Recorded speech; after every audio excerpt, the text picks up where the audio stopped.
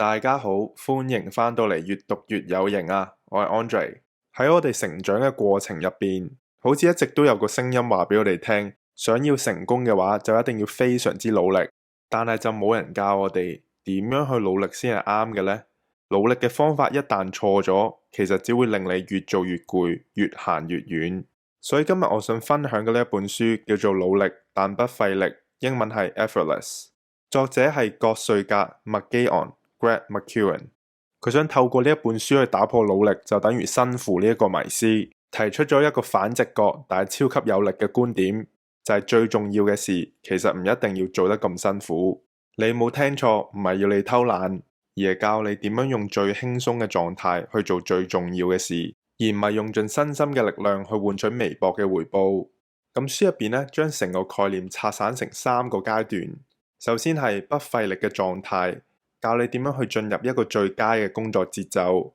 第二就係不費力嘅行動，教你用一個最簡單但係最適合自己嘅方式去工作。而第三就係不費力嘅成果，令你嘅努力咧變得自動化，有持續嘅回報。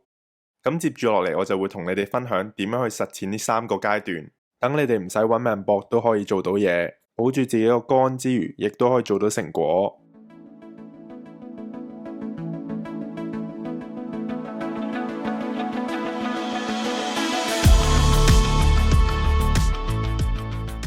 第一部分，不費力嘅狀態。咁咩叫唔費力嘅狀態呢？簡單啲嚟講，就係你身體得到充分嘅休息，情緒冇咩負擔，冇焦慮，冇擔憂，冇恐懼，咁自然就可以專注喺當下最緊要嘅事上邊。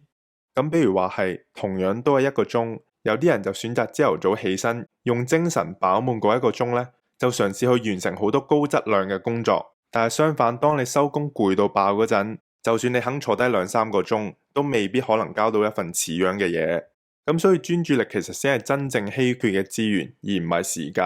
而點樣去幫自己進入呢一種狀態？作者就分享咗5個方法。第一樣就係享受啦。我哋唔應該將我哋嘅工作當做苦差，而係試下用一個自己中意嘅方式去做。比如話係加啲儀式感，點支香薰，播住啲自己中意聽嘅音樂，令自己慢慢進入一個工作嘅狀態。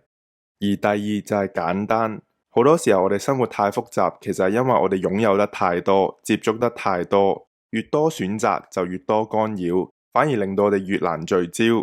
而簡單就係一種減法，減少物品，減少資訊，從而提升我哋嘅效率。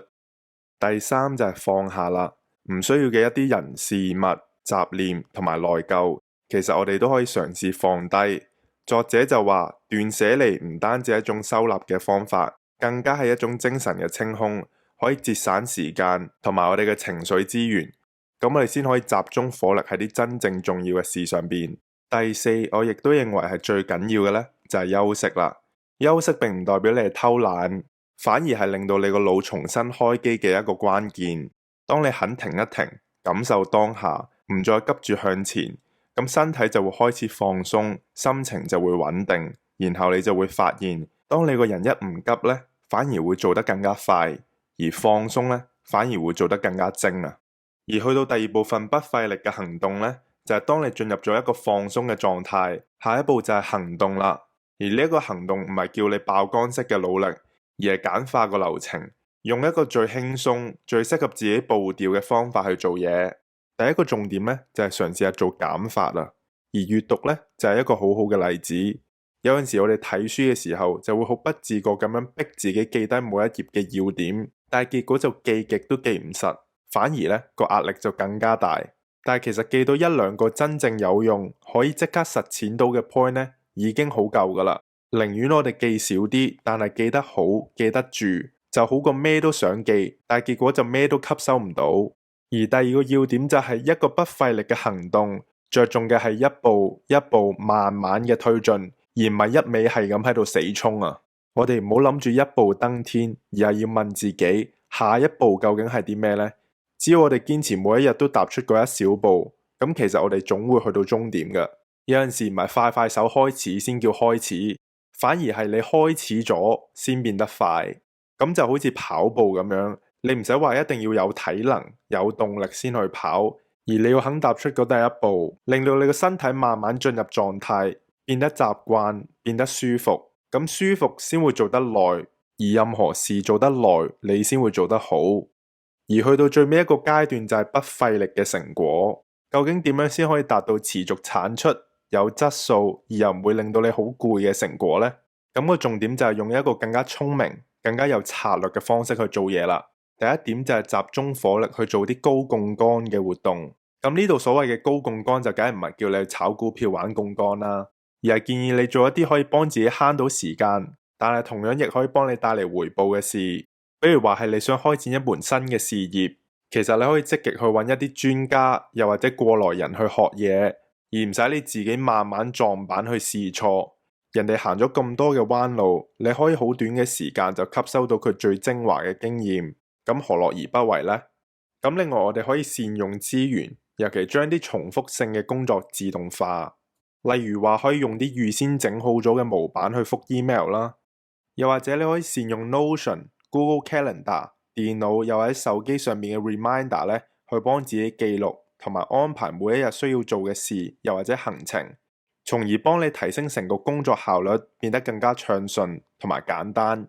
因為當你靠記性，又或者重複手動去做呢，又花自己時間，又容易出錯，變相你就唔會太願意去做。但係當你好好善用呢一啲程式去幫自己，你只係需要設定好一次之後，就可以長期幫你慳時間同埋減低壓力。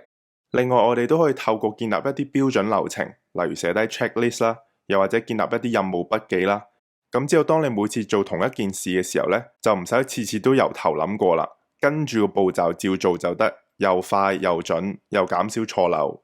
而第二點就係我哋可唔可以試下提早準備，防範未然呢？我哋好多時成日都係等到出事先嚟收拾，但係其實好多煩惱都可以早一步避開。例如我哋可以提早備份啲資料啦，設定提醒啦，或者安排後備方案。咁呢啲細節未必可以即刻見效，但係長遠就可以幫你慳時間、壓力同埋金錢。咁一句講晒就係早1分鐘準備，好過遲10分鐘後悔啦。而第三樣就係建立一套複利式系統啊。咁咩係複利式嘅成果呢？就係你而家做一小步，而之後每一日都會幫你收割回報。你可以培養一個好習慣，例如每日做反思，又或者計劃行程，會令到你成個人更加有方向同埋有節奏。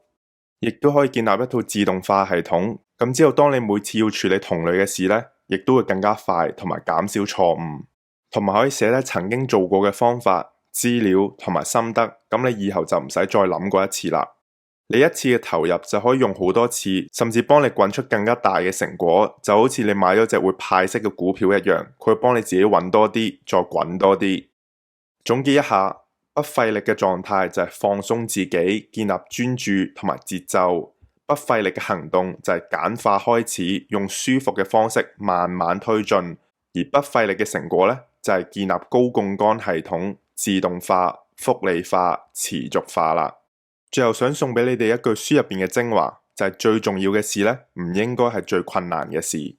如果當你覺得自己太忙、太攰、太亂嘅話，不妨試下停一停，問自己：我目前做緊嘅嘢係咪真係咁複雜呢？而有冇一個方式可以令自己輕鬆啲，但效果更加好嘅呢？如果你都中意呢一本書嘅內容，就記得 like、subscribe 同埋 comment。之後我會繼續分享更加多有用嘅書籍、內容同埋思維方式，幫你過一個更加輕鬆但有成效嘅人生。閱讀令你更聰明，知識令你更有型。我係 Andre，我哋下次再見啦，拜拜。